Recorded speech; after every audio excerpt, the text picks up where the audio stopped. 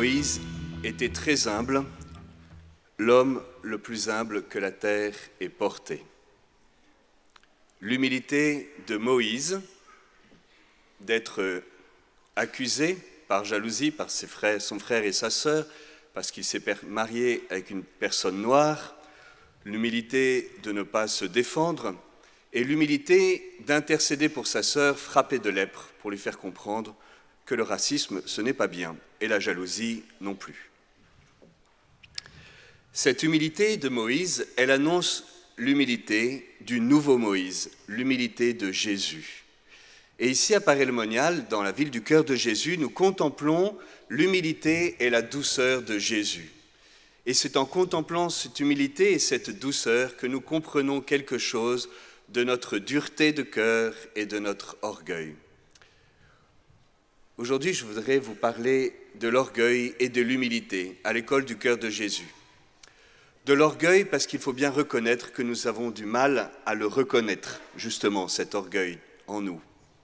Combien il nous est difficile de reconnaître la racine, parce que l'orgueil, c'est la racine de tous les péchés. Et dans un arbre, il nous est facile de voir le tronc, les branches, les feuilles et les fruits. Il nous est quand même plus difficile de discerner les racines. Et c'est assez rare, dans une confession, d'entendre quelqu'un se confesser de l'orgueil. Peut-être que ce soir sera un peu différent après cette homélie, j'espère.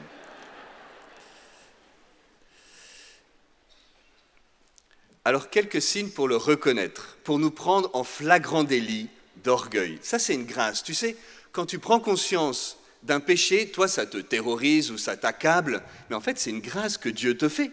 Parce que le péché, il était là déjà. Ce qui a changé, c'est pas qu'il y a un péché, c'est que tu le vois. Et ça, c'est un don de l'Esprit Saint. L'Esprit Saint, c'est la lumière.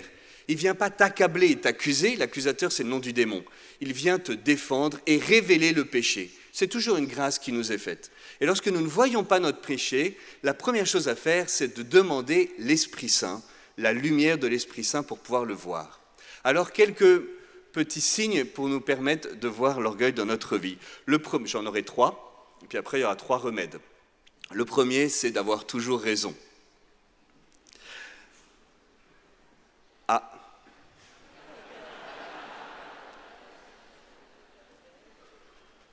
Alors, il y a des variantes. Par exemple, n'avoir jamais tort. Accuser l'autre en permanence. Dans le couple.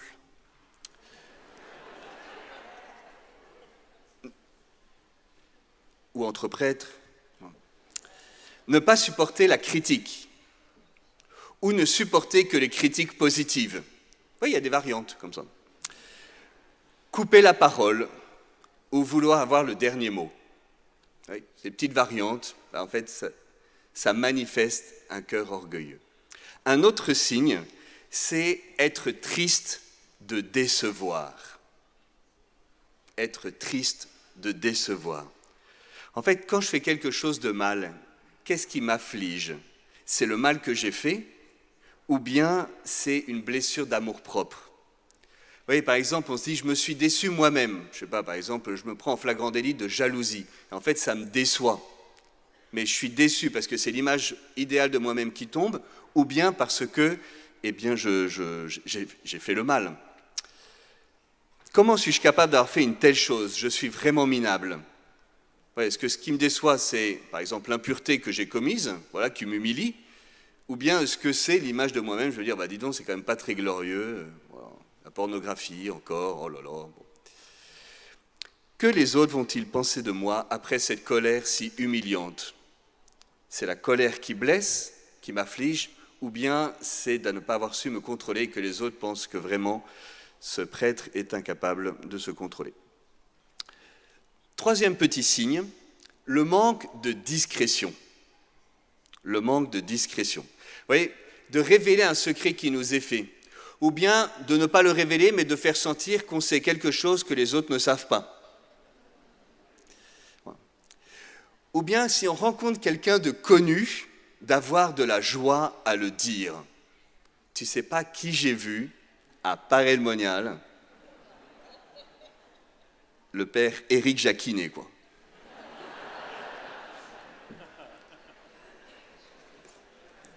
bien, je sais pas moi, Gad Elmaleh ou j'en sais rien. Se mettre en avant, vous voyez, se vanter et parfois exagérer un tout petit peu. Oui. Tous ces signes-là, vous voyez, c'est des exemples qui peuvent nous aider à prendre conscience qu'en fait, dans notre cœur, il y a de l'orgueil. Alors, quels sont les remèdes? Je vous en propose 3. Le premier, c'est tout simplement l'humilité. Parce que dans la vie spirituelle, il ne s'agit pas tant de lutter contre les défauts que de faire grandir la vertu opposée. Et donc, plutôt que de lutter contre l'orgueil, et on risque de lutter orgueilleusement contre l'orgueil, et donc de l'alimenter, ce qui n'est pas très efficace, eh bien, il y a l'humilité, de faire grandir l'humilité. Bernard Noss, le jour de sa première communion, a demandé au Seigneur 3 choses. La première, l'humilité. La deuxième, ah, vous connaissez.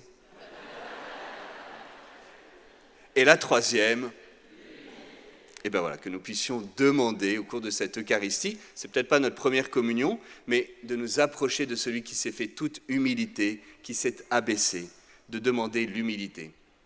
Oui, pourquoi la mer recueille-t-elle l'eau des fleuves?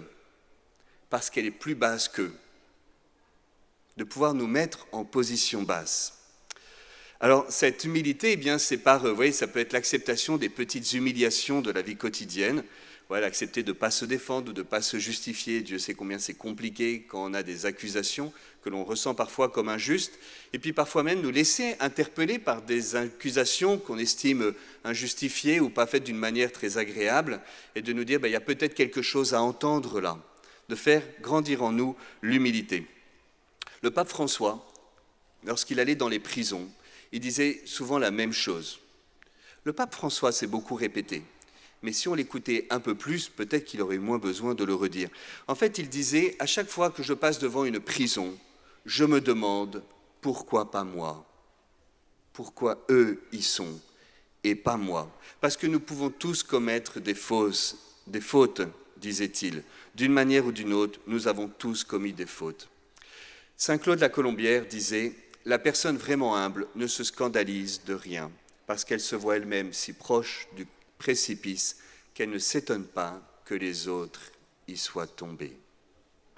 La personne vraiment humble ne se scandalise de rien, parce qu'elle se voit tellement proche du précipice qu'elle ne s'étonne pas que l'autre y soit tombé. Et c'est pour cela que le pape François disait « Qui suis-je pour juger ?» Pratiquer l'humilité. Le deuxième remède, reconnaître ses dettes. Qu'as-tu que tu n'aies reçu, dit saint Paul. Reconnaître ses dettes. Qu'as-tu que tu n'aies reçu? Alors, si tu l'as reçu, pourquoi te vanter comme si tu ne l'avais pas reçu? Olivier Messiaen, un génie musical du XXe siècle, disait à un journaliste « Si vous voulez me faire plaisir, dites du bien de Marcel Dupré, je lui dois tout. » L'humilité de reconnaître ses dettes, de reconnaître que nous avons reçu avant de donner. Sébastien Loeb, je ne sais pas si vous connaissez ce grand sportif français, pilote de rallye, multi-champion du monde, je crois qu'il a eu 9 titres dans le championnat de rallye. En fait, c'était un électricien. Et puis, il y a un type qui l'a repéré. Et il disait, « Je suis éternellement reconnaissant à Dominique Hentz de m'avoir découvert. » L'homme qui a le meilleur potentiel pour devenir le plus grand pilote du monde n'a peut-être jamais conduit de voiture. Il reconnaissait évidemment son talent, mais il reconnaissait qu'il avait eu beaucoup de personnes qui l'avaient aidé à le mettre en œuvre. Qu'as-tu que tu n'aies reçu? L'humilité, reconnaître ses dettes, et enfin, contempler l'humilité du cœur de Jésus. Pour ceux qui ont compris l'évangile en arabe,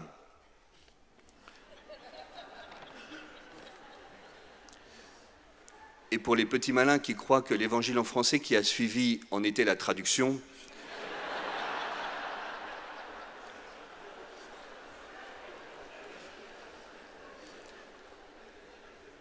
je vous inviterai à relire l'évangile d'aujourd'hui, le bon, est de contempler l'humilité de Jésus. Contempler l'humilité de Jésus qui, après la multiplication des pains, se retire et va prier dans la montagne. L'humilité de Jésus qui voit la barque tourmentée par la tempête et qui n'intervient pas et qui laisse les apôtres vivre la tempête sans intervenir. J'allais dire, il ne s'est pas pris pour le sauveur du monde, mais le problème c'est qu'il l'était lui. Mais parfois, nous prenons pour le sauveur du monde alors que nous ne le sommes pas. L'humilité aussi d'appeler Pierre à faire comme lui et à marcher sur l'eau. L'humilité de ne pas accabler Pierre qui coule. Certainement que le Seigneur, quand il nous regarde, de temps en temps, il a un petit sourire, quoi. On est quand même assez drôle. Tu vois, souvent, on s'y croit, on fait des belles promesses, on a tellement de belles choses, et puis vraiment, je pense qu'on y croit vraiment, quoi. Puis le Seigneur, il connaît le fond de notre cœur, et il ne nous accable pas. Dieu ne nous accable pas. Parfois, nous nous accablons un peu les uns les autres, hein. Mais nous disons les 4 vérités aux autres, mais est-ce que le Seigneur nous demande de les dire ? Ce n'est pas parce qu'on les voit qu'il faut les dire. Et le Seigneur, parfois, a cette patience et cette douceur envers nous, et de le contempler peut nous aider à nous-mêmes entrer dans cette douceur et dans l'humilité du cœur de Jésus. Enfin, je terminerai avec la Vierge Marie, parce que celle qui nous conduit au cœur de Jésus, c'est Marie, dans la douceur de son cœur, dans l'humilité de son cœur, elle qui a pu dire « Toutes les générations m'appelleront bienheureuse, le puissant fit pour moi des merveilles, saint est son nom ». Et bien que nous nous mettions à l'école du cœur de Jésus, à l'école du cœur de Marie, pour demander cette humilité dont nous avons tellement besoin. Ô Jésus, doux et humble de cœur, rends mon cœur semblable au tien. Ô Jésus, doux et humble de cœur, rends mon cœur. Ô Jésus, doux et humble de cœur, rends mon cœur semblable au tien.